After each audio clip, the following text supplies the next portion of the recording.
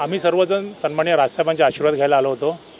केडियाचं office फोडलं त्याबद्दल मी माथाडी कामगार सेनेचा अध्यक्ष असून मला त्याचा अभिमान आहे। तसं सन्माननीय ज्यावेळी राजसाहेबांना भेटलो त्यावेळी राजसाहेब पण आम्हाला तेच बोलले की मराठीवरती कोण नख लावत असेल तर त्याला सोडू नका, मग तो कोणीही असो, त्याला धडा शिकवल्याशिवाय राहू नका।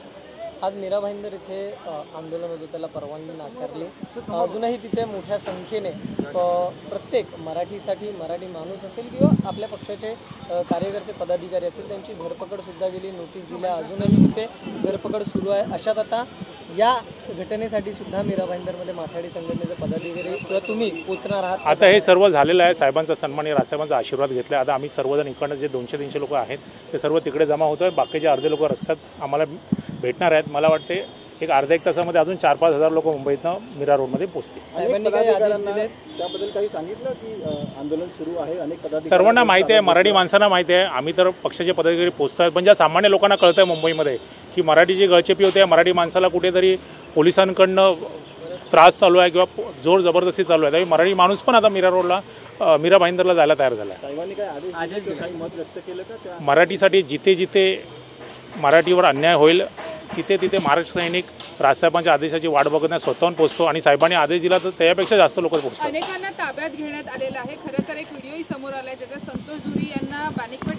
हॉलमध्ये ठेवण्यात आले। पोलिसांना, मनसे सैनिकांना आणि मराठी प्रेमी जनतेला ठेवण्यासाठी जागा मिळत नाहीये।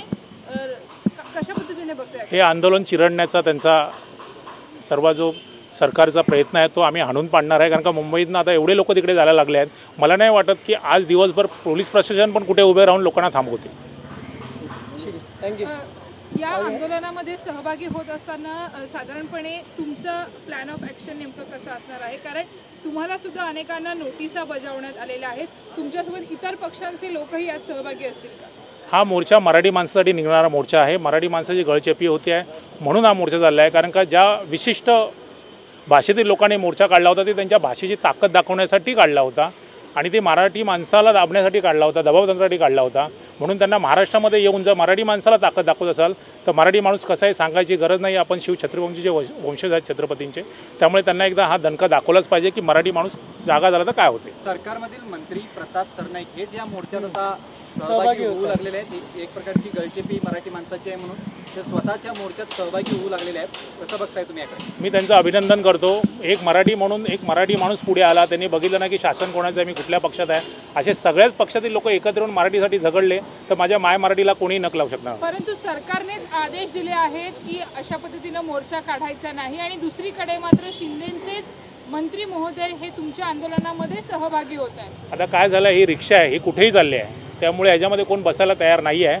सगळ्यांना माहिती आहे की मराठीसाठी कोण भांडतोय आणि कुठून आदेश येत आहेत की मराठीला त्रास होईल त्यावेळी मराठी माणसाच्या मागे उभे राहा। त्यामुळे सगळ्यांना माहिती आहे की सन्माननीय राजसाहेबांच्या मागे उभे राहिलो तरच महाराष्ट्रामध्ये मराठी टिकेल, नाही तर हे जे आताचं शासन आहे हे मराठी विकून खाईल।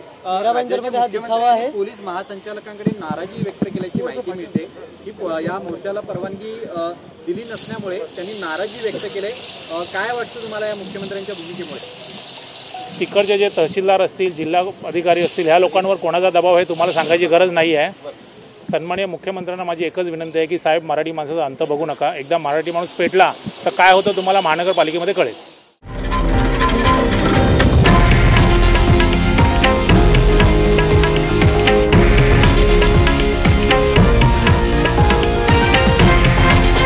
हे आहे देशातील नंबर 1 न्यूज नेटवर्क आणि आपण पाहत आहात TV9 मराठी, एकमेव।